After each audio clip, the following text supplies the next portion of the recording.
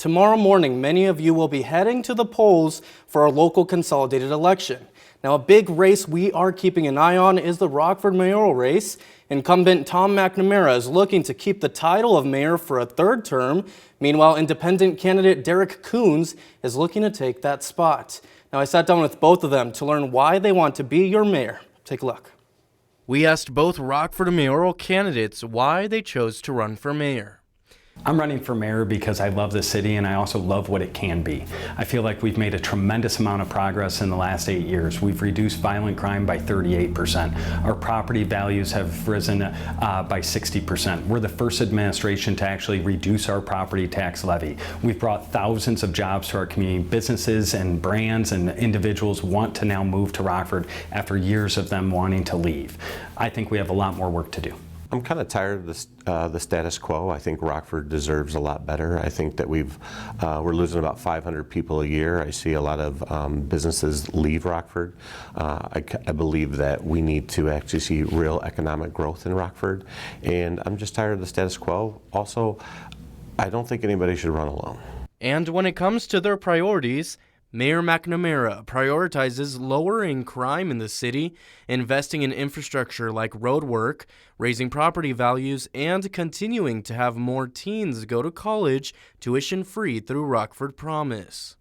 His opponent, Derrick Kunz, wants to also address crime, lower property taxes, and focus on our schools while elevating the graduation rate. We're down 38% in violent crime and down 35% in property crime. We're doing it by doing two things. Number one, we've increased our police department budget by 59%.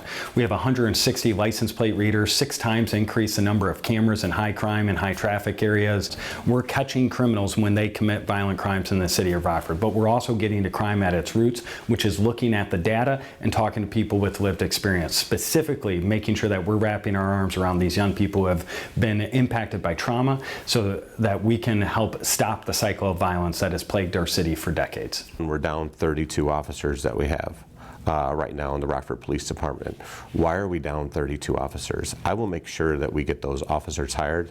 I will make sure our Police and Fire Commission to look at their hiring practices of what they're doing and how they're doing it, and making sure that we actually can hire the right people for the city of Rockford, because our residents deserve that.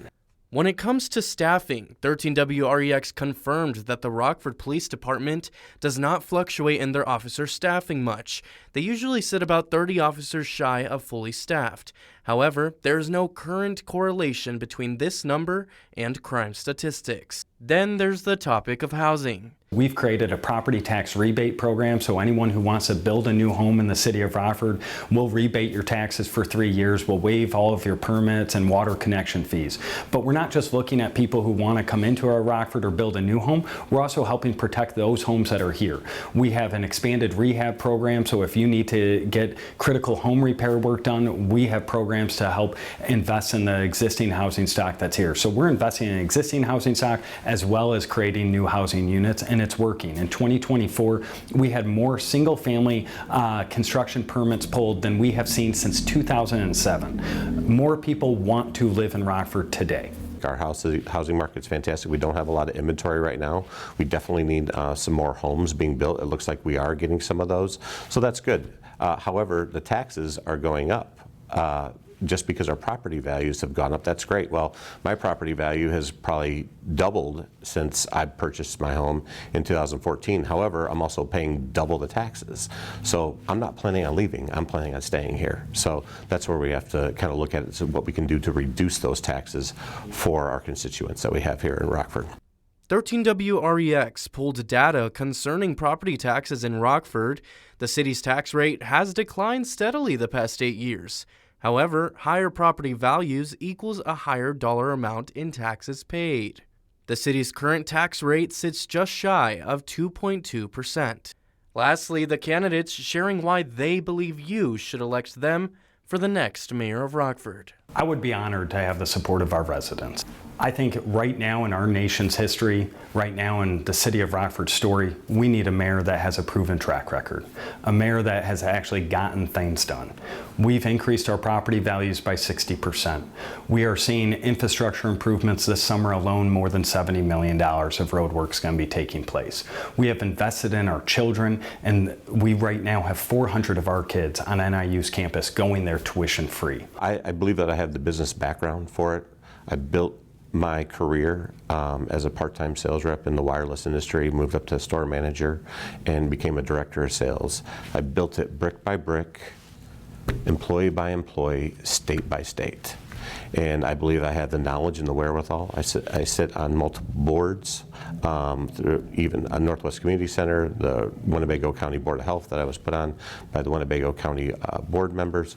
I've opened different businesses in Rockford. I opened Rural on Tap. So I have the business knowledge and the wherewithal. We're kind of where our city needs to go because we absolutely have an influx of money that has came in through our 5% utility tax that the mayor put on. Also the casino money, the weed money, the video gaming money, and the 1% sales tax. If you want lower taxes, if you want real change, and if you want real economic growth, you're going to vote for me on April 1st. We have a lot more work to get done here as a community, but I know that we can do that together, and I'm asking for your support on April 1st.